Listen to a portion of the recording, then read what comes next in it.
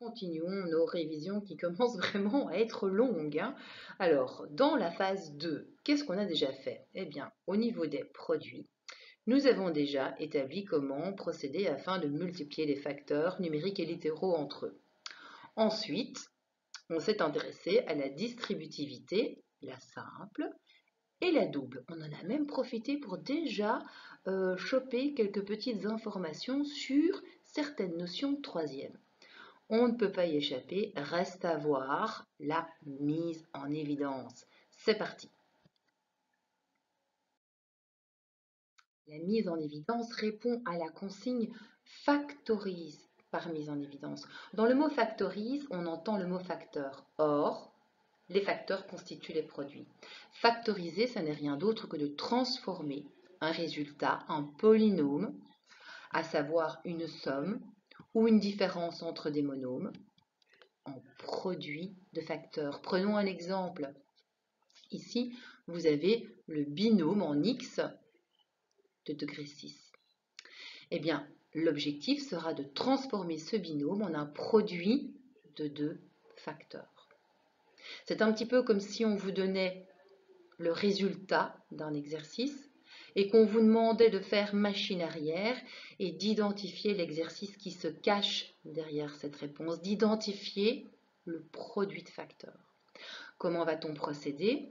Avec la technique du PGCD, plus grand commun diviseur. On va devoir identifier le plus grand commun diviseur à moins 8x6 et le plus grand commun diviseur à plus 12x4 et le mettre en évidence pour qu'il constitue mon premier facteur. C'est parti, on va d'abord s'attaquer au numérique. Et donc, si je chope les coefficients, j'ai plus 8 et plus 12. Vous êtes d'accord avec moi que le plus grand commun diviseur à ces deux-là, c'est 4. Oui, mais j'ai un plan B, j'ai une option B. J'aurais très bien pu mettre en évidence moins 4. Les deux sont possibles, hein. Les deux sont bonnes, à vous de choisir. Ensuite, je m'attaque au PGCD algébrique. À noter qu'il y aura PGCD algébrique à partir du moment où vous avez une même variable qui se répète. Or, c'est le cas ici. J'ai bien ma variable x qui se répète pour mes deux monômes. Dès lors, si je compare x6 avec x4, eh bien le PGCD sera celui qui est doté de l'exposant le plus petit. C'est donc lui que je vais mettre en évidence et qui va accompagner mon PGCD numérique. Alors, ce qui est vrai pour mon plan A est aussi vrai pour mon plan B. Reste à identifier le contenu avec lequel je vais devoir multiplier ce PGCD pour que mon égalité soit respectée.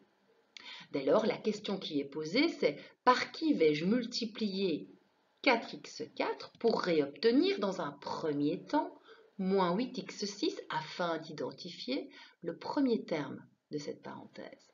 On va procéder par ordre et d'abord s'attaquer au numérique. 4 multiplié par combien me donne moins 8? Eh bien, c'est 4 multiplié par moins 2. Algébriquement maintenant, x4 fois quoi me donne x6? Eh bien, c'est x4 fois x2. Produit de puissance de même base, je réécris la base, j'additionne les exposants. x4 fois x2 me donne bien x6. Deuxième question qui est posée afin d'identifier le deuxième terme. Par combien dois-je multiplier 4x4 pour réobtenir plus 12x4? Déjà au niveau de la partie littérale, vous le voyez, elle est identique. Donc là, je la laisse telle qu'elle. Par contre, au niveau numérique, par combien vais-je multiplier 4 pour obtenir 12? Eh bien, je vais devoir multiplier 4 par plus 3. Et donc, ce qui constitue le contenu de cette parenthèse est le binôme moins 2x carré plus 3. Oui, mais j'avais une autre option. Et si vous aviez sorti comme PGCD moins 4x4 comme étant le premier facteur, à ce moment-là, il suffit de prendre l'opposé du contenu que l'on vient de compléter dans cette parenthèse. Il s'agira de 2x carré moins 3. Prenons un autre exemple, un autre binôme à devoir factoriser par mise en évidence.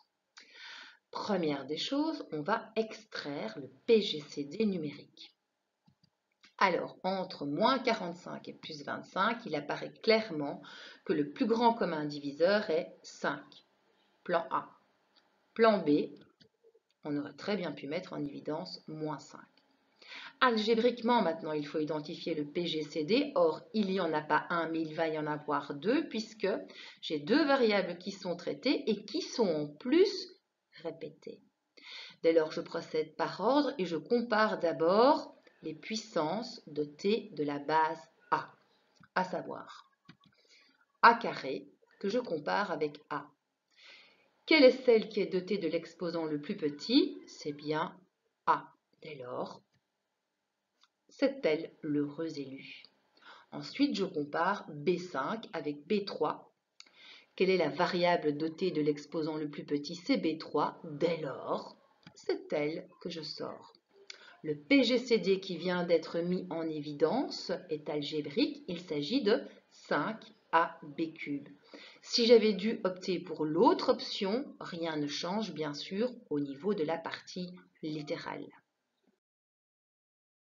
Poursuivons. Alors, par qui vais-je multiplier ce PGCD pour réobtenir moins 45 A carré B5? On va procéder par ordre. Numériquement d'abord, 5 fois combien me donne moins 45?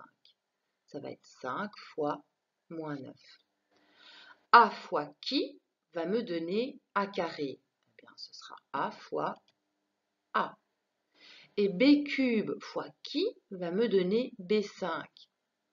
B cube fois B carré, produit de puissance de même base. Autre question qui est posée, par qui vais-je multiplier 5 AB cube pour réobtenir plus 25 AB cube? On procède par ordre d'abord en commençant par la valeur numérique. 5 fois quoi me donne plus 25? Bien, c'est 5 fois plus 5. Et AB cube fois quoi me donne AB cube fois 1, 1. C'est l'élément neutre. Alors attention, si on avait opté pour l'autre option, étant donné que nous avons extrait moins 5AB3, il va falloir prendre l'opposé du contenu qu'on vient de placer dans cette parenthèse et donc non pas travailler avec moins 9AB carré mais avec plus 9AB carré et non pas avec plus 5 mais avec moins 5. On a l'option de vérifier, mais la vérification se fait mentalement, puisque ce n'est pas du tout la consigne. Donc, vérifions mentalement. Suivez-moi. Il suffit de multiplier moins 5AB3 avec 9AB carré, et ça me donne bien moins 45 A carré B5. Ensuite, si je multiplie mentalement moins 5AB3 avec moins 5, j'ai bien plus 25 AB3. Autre petit exercice. À nouveau, un binôme, la consigne c'est factorise par mise en évidence, je m'attaque au coefficient entre moins 63 et moins 36, la valeur qui va être mise en évidence, ça peut être 9, premier choix, ou ça pourrait être moins 9. Au niveau algébrique, je commence d'abord avec M cube et M9. Celle que je vire, celle que je mets en évidence, c'est celle qui est dotée de l'exposant le plus petit, à savoir M3. Et puis, si je compare P5 et P7, celle que je vais mettre en évidence, c'est P5. Pareil pour l'autre option. La partie littérale ne change pas.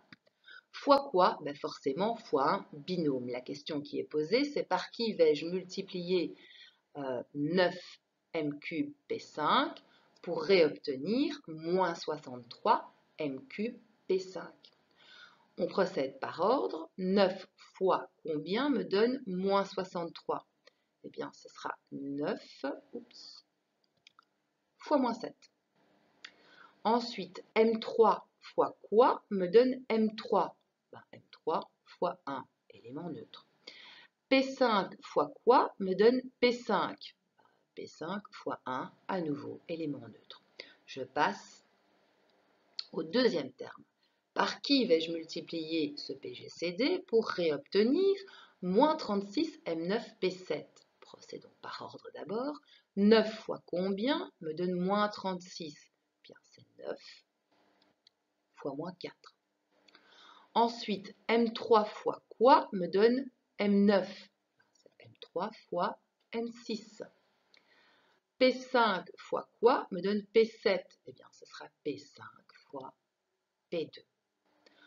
Attention, si on avait opté pour la deuxième option, étant donné que c'est moins 9 qui avait été extrait, on doit prendre l'opposé de tout le contenu. On se retrouve alors avec 7 plus 4 M6 P carré. Petit check, si je remultiplie moins 9 M cube P5 avec 7 mentalement les amis, j'ai bien moins 63 M3 P5. Et si je fais pareil avec le second terme de ma parenthèse, j'obtiens bien le moins 36 M9 P7. C'est donc la bonne facto. On va factoriser par mise en évidence ce trinôme. Première des démarches, extraire le PGCD numérique. Et donc, quel est le PGCD entre moins 25, moins 125 et moins 25? Il s'agit de 25. Ou alors, on aurait pu extraire moins 25. Au niveau algébrique, ce sont bien les mêmes variables qui sont manipulées à des degrés divers. On compare d'abord A cube avec A carré et A carré. Le PGCD sera alors A carré. Et puis on fait le même travail en comparant N5, N2 et N. Le PGCD sera N, à savoir la variable de t de l'exposant le plus petit. La partie littérale sera identique pour mon option numéro 2. Reste à identifier le contenu de la parenthèse qui se composera fatalement de 3 termes. Première des démarches, ici, par quoi vais-je multiplier le facteur mis en évidence pour réobtenir le premier terme? Procédons par ordre d'abord. Par combien vais-je multiplier 25 pour obtenir moins 25? Eh bien, 25 sera multiplié par moins 1. Par quoi vais-je multiplier A carré pour obtenir A cube? Eh bien, A carré sera multiplié par A. Par quoi sera multiplié N pour obtenir N5? N sera multiplié par N4. Alors, mettre 1 comme coefficient, c'est pas très beau, Donc, on va plutôt privilégier cette écriture. On va à la recherche du deuxième terme. Par combien vais-je multiplier 25 pour obtenir moins 125? Eh bien, 25 sera multiplié par moins 5. Quant à A carré, je l'ai déjà, donc je ne dois pas m'en occuper. Par combien vais-je multiplier N pour obtenir N carré? Eh bien, N sera multiplié par N. Je passe au troisième terme. 25 va être multiplié par combien pour obtenir moins 25? Par moins 1. Génial. Quant à la partie littérale, regardez, j'ai A carré N. Or, c'est exactement ce que j'ai ici. J'en ai donc terminé. Mais pour l'autre option, nous avions pour PGCD moins 25 A carré N. Il suffira alors de prendre l'opposé du contenu de la parenthèse qu'on vient de compléter, à savoir travailler avec AN exposant 4 plus 5N plus 1. Vous avez l'opportunité de vérifier que votre factorisation est bonne, mais attention s'il vous plaît, faites ça mentalement. Pourquoi? Parce que ce n'est pas le but ici. Le but, c'est de factoriser, ce n'est pas d'effectuer. Lorsque j'effectue le produit de moins 25 A carré N avec le premier terme de la parenthèse, j'ai bien moins 25 A cube N5. Si j'effectue maintenant le produit de moins 25 A carré N avec le deuxième terme, j'ai bien moins 125 A carré N carré. Et lorsque j'effectue le produit de moins 25 A carré N avec plus 1, j'ai également le troisième terme. Ma factorisation est donc correcte. Dernière factorisation par mise en évidence d'un trinôme. À nouveau, on va extraire le PGCD numérique d'abord. Entre 48, moins 36 et moins 6, il s'agit de 6. Ou alors, on aurait pu opter pour moins 6. Algébriquement maintenant, j'ai bien toutes des variables qui se répètent à des degrés différents et donc je vais d'abord les comparer entre F3, F5 et F2. La grande élue, ce sera F2. Entre P5, P6 et P3, celle qui est promue, c'est P3. Alors, la partie littérale sera identique pour mon option numéro 2, évidemment. Reste à identifier par quoi je vais multiplier le facteur mis en évidence pour obtenir le premier terme. C'est parti. Alors, 6 fois combien me donne 48? 6 fois combien me donne 48? 6 fois 8, madame. F2 fois quoi me donne F3? Eh bien, c'est F2 fois F. P3 fois quoi me donne P5? C'est P3 fois P2. On est parti pour identifier le deuxième terme. Alors, soyons stratégiques d'abord. 6 fois combien me donne moins 36? Eh bien, ce sera 6 fois moins 6. Ensuite, F2 fois quoi me donne F5? Eh bien, ce sera F2 multiplié par F3. P3 fois combien me donne P6? Eh bien, ce sera P3 fois P3. Reste à identifier le troisième terme maintenant. Et là, regardez, j'ai de la chance parce que la partie littérale, je ne dois même pas m'en occuper. Elle est identique, c'est parfait.